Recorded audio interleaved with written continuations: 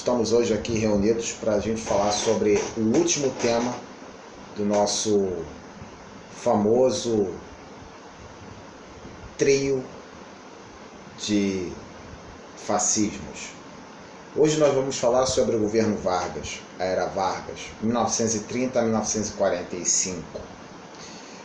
O mais importante é que a gente precisa primeiro relembrar o que veio acontecendo no mundo e no Brasil para que a gente possa entender o governo Vargas. Até 1929 nós tínhamos uma economia planificada e basicamente agrária exportadora. Existiam algumas indústrias, mas muito incipientes no interior de São Paulo, no interior de Minas, aqui no Rio.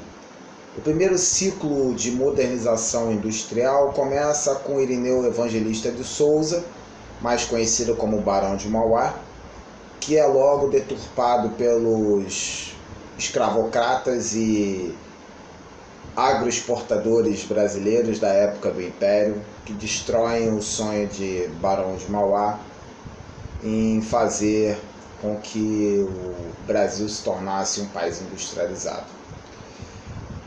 Mas se passaram alguns anos e, queira ou não queira, o Brasil teve que passar por uma industrialização, mesmo que tardia. Porque no decorrer do século XX nós tivemos uma grande crise, que foi a Primeira Grande Guerra Mundial, onde os nossos principais fornecedores de produtos industrializados pararam de produzir porque começaram a produzir somente armamento. Então eu tinha que produzir algo para sustentar a economia brasileira. Então o Brasil começou a ter um ciclo de industrialização não tão forte quanto vai acontecer a partir de 1930. Mas eu tenho sim um primeiro ciclo. Em 1929 nós temos o crack da Bolsa de Nova York, onde existia mais títulos no mercado externo americano do que dinheiro no mercado. E aí existe uma coisa muito simples. A especulação ela é gigante. Parafraseando um determinado setor que diz que se você financiar uma empresa no momento em que ela está em ascensão, você vai ganhar muito, porque a taxa de juros que você vai implementar vai ser altíssima, você vai receber lucros gigantescos. E nessa perspectiva, nós vivemos a Grande Depressão em 1929. Óbvio, a economia brasileira era pautada na economia americana como a economia europeia, e a crise afetou em cheio, acertou em cheio a economia brasileira. Pessoas se suicidaram tanto no Brasil quanto em Nova York, quanto na Europa, porque perderam milhares de dólares em transações futuras, porque se vendia o café em transação futura. Como acontecia isso, Ricardo? Eu comprava o café futuramente. Eu ainda não tinha plantado o café, mas eu já vendia a minha produção para outro a um preço qualquer. Só que quando tudo quebrou, não adiantava eu vender, porque eu não tinha como receber, ninguém tinha dinheiro. E esse processo fomentado a partir de 1929 criou um cisma que ocasionou o que a gente chama de Revolução de 30 ou Golpe de 30. Quando Vargas assumiu o poder, e ele vem como um sopro de democracia, um sopro de felicidade, um sopro de mudança, até 1932, quando São Paulo se levanta em armas e é sufocada a rebelião paulista sobre os auspícios da lei, da severidade do exército, e do caos. Ao ponto do nosso querido Santos Dumont, o inventor do avião, ao verificar que a sua grande invenção, que era pacífica, estava sendo utilizada para o mal, ele cometeu o suicídio. Mas Vargas era um homem muito inteligente. Vargas havia bebido da fonte do Conte. Vargas era um caudilhista, um gaúcho. Vargas era um homem que, na realidade, tinha baixa estatura, mas uma grande inteligência. E Vargas, como todo homem inteligente nesse momento, percebeu que existia uma única saída para ele. E era flertar com o fascismo. Em 1921, a Itália sofre uma mudança drástica. A partir de 1921 até 1923, ela sofre uma mudança drástica, que é quando o fascismo se torna realidade na Itália. E em 1932, 33,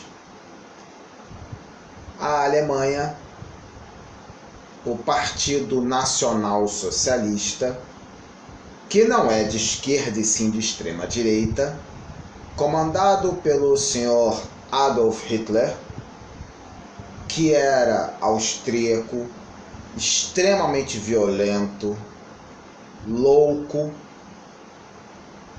e era dotado de um poder de persuasão gigantesco em relação aos outros, com seu discurso que encantava. Tomaram o poder pelo voto em 1933, entre 32 e 33. E ao tomar o poder, que foi dado por voto e não por um golpe, qualquer semelhança é mera coincidência. Para o bom entendedor, o pinga é letra. Nós começamos a flertar com o nazifascismo. Primeiro com o fascismo de Benito Mussolini. Mussolini era um homem carismático, era um bufão, parecia um palhaço em alguns momentos, mas era de uma extrema violência. Era amado por alguns e não dava tempo de ser odiado por outros, porque aqueles que o odiavam eram mortos. E da Itália veio a nossa CLT. Da Itália veio a nossa Carta del Lavoro, que no Brasil nós conhecemos como CLT. São os nossos direitos que foram surrupiados na última reforma trabalhista por um governo golpista. Mas eu não quero falar sobre isso. Porque o fascismo que estamos vivendo hoje, ele é meramente a continuação do mesmo fascismo que sempre vivemos. O brasileiro sempre gostou de fascismo. O brasileiro sempre esteve ao lado disso. Porque nós vivemos hoje a emoção de ter 30 anos, 33 anos de liberdade.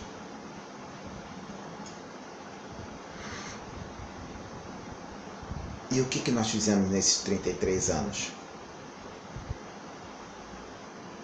Impeachmentamos 2 presidentes, tivemos crises enormes e hoje nos engalfinhamos e lutamos um contra os outros por conta de ideologias.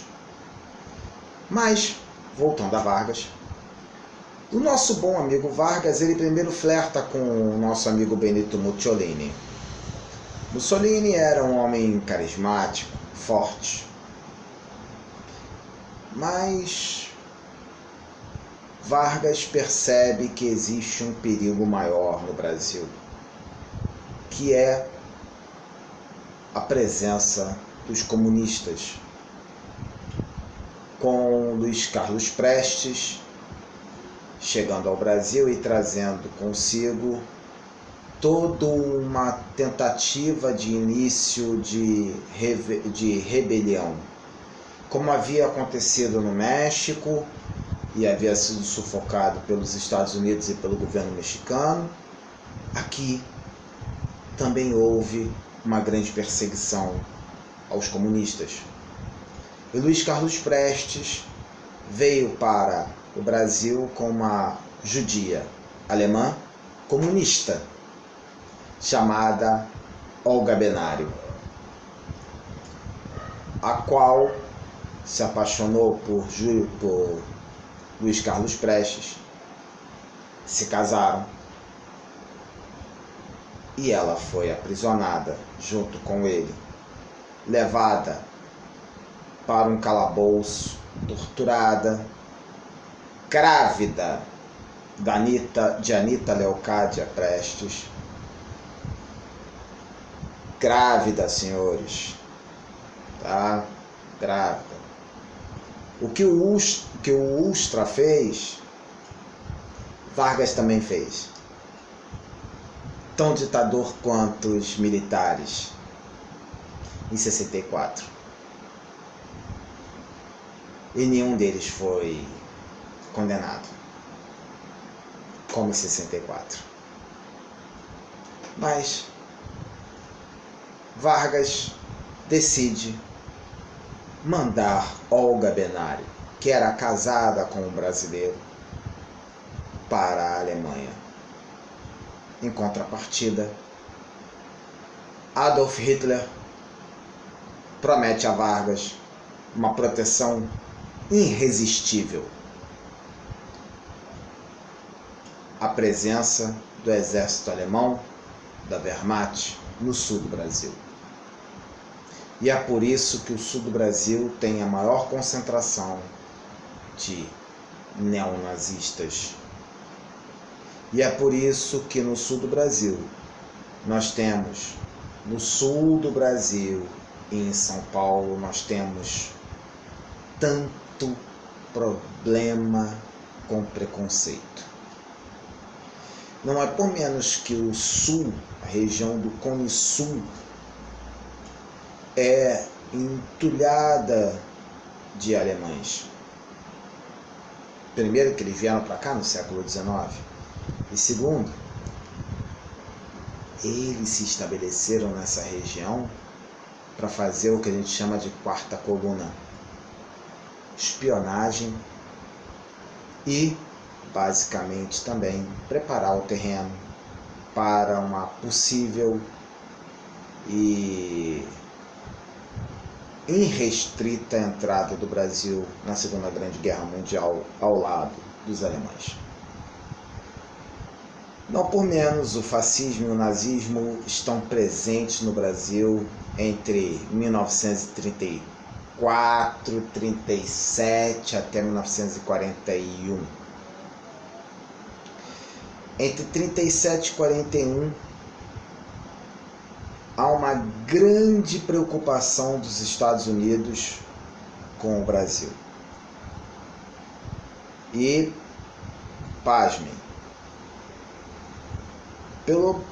por ter o Brasil assinado um pacto, um tratado, em 1905, que é chamado Tratado do Rio, que diz que toda a nação americana atacada por uma nação estrangeira, não sendo ela a americana, todos os países da América se unem à nação agredida.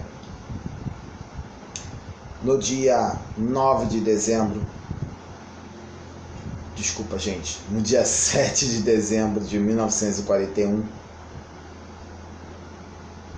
os americanos foram atacados em Pearl Harbor. No dia 8 de dezembro,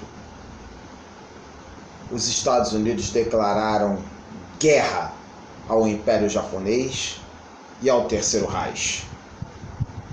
E no dia 9 de dezembro, o Brasil declarou guerra à Alemanha. Do momento em que o Brasil declarou guerra à Alemanha, nós deixamos de estar flertando com os nazistas para começar um namoro longo, irrestrito e muito favorável para Vargas e para o Brasil também, com Franklin Delano Roosevelt. Vieram para cá desenhistas da Disney e criaram um personagem tipicamente brasileiro para homenagear o Brasil e trazer o esforço de guerra para o nosso lado. Ele se chama José Carioca.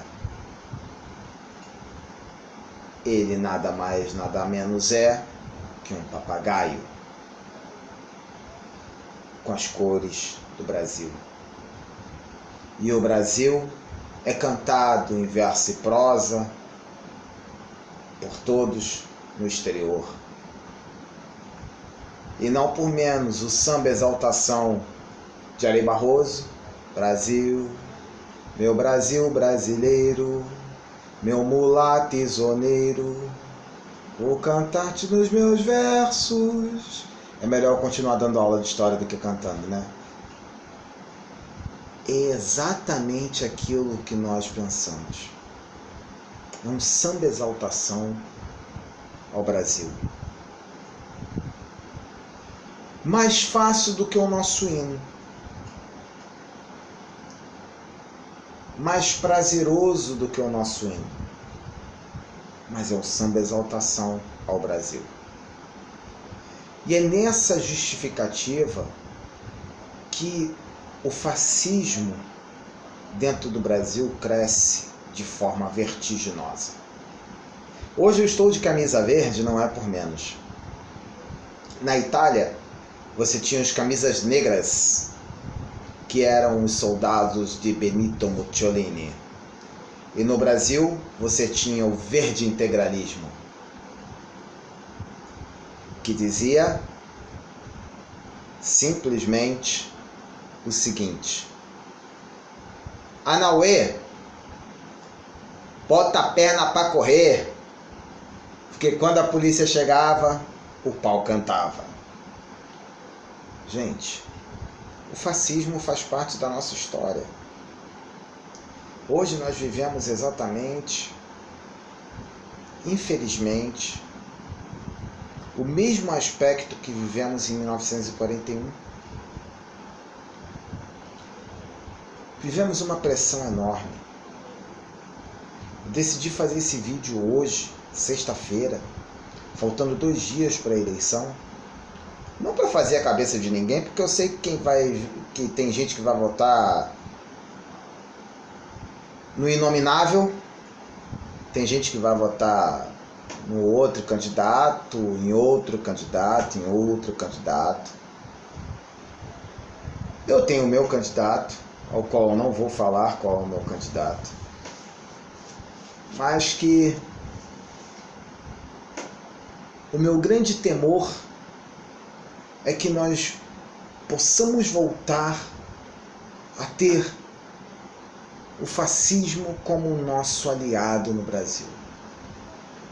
E isso não será só um problema para o Brasil. Será um problema para a América do Sul inteira. Todo mundo preocupado hoje com a Venezuela, mas se esquecem que hoje a Argentina tem uma inflação de 200% ao mês. As pessoas na Argentina estão literalmente vendendo tudo para tentar organizar as suas finanças com dólar. $1 equivale a 38 pesos. E um peso equivale a 30 centavos de real. Legal, né? Nossa economia é forte.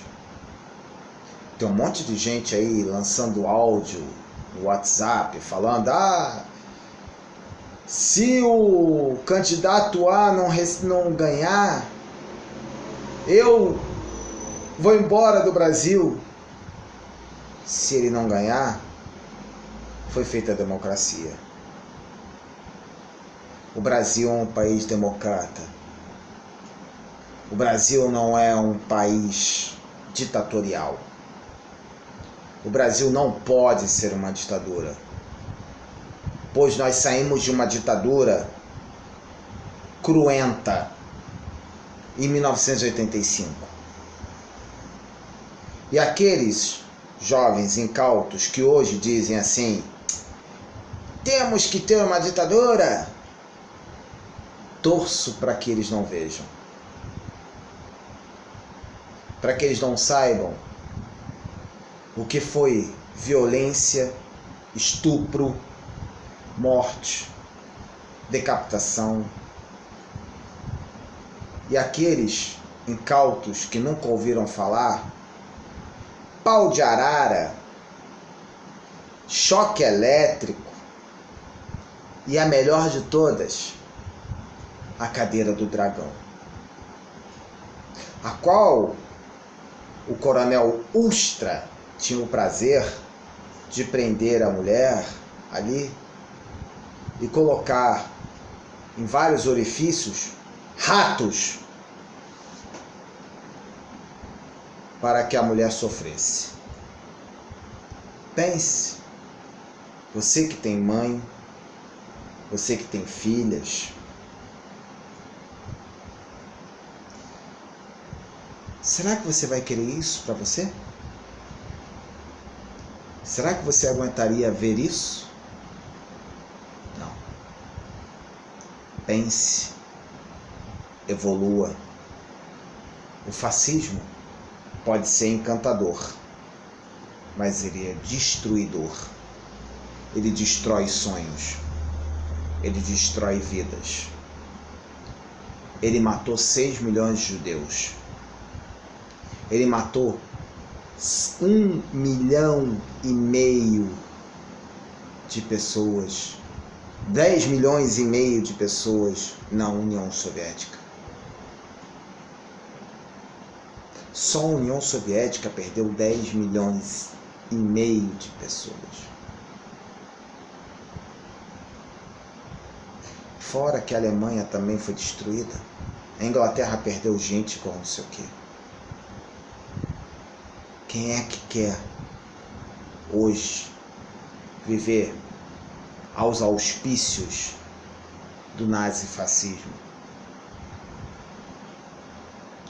Estudar história, filosofia, sociologia nos traz uma recordação.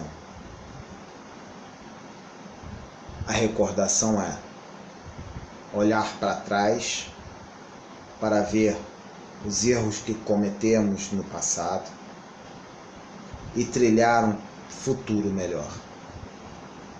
Que o Brasil tenha um futuro melhor. Que o Brasil seja o país do futuro, como já dizia Renato Russo. Que o Brasil seja e esteja preparado para ser uma nação independente, democrática e que respeite todas e quaisquer circunstâncias democráticas desta nação. Viva o Brasil e não ao fascismo. Um abraço e até o próximo vídeo.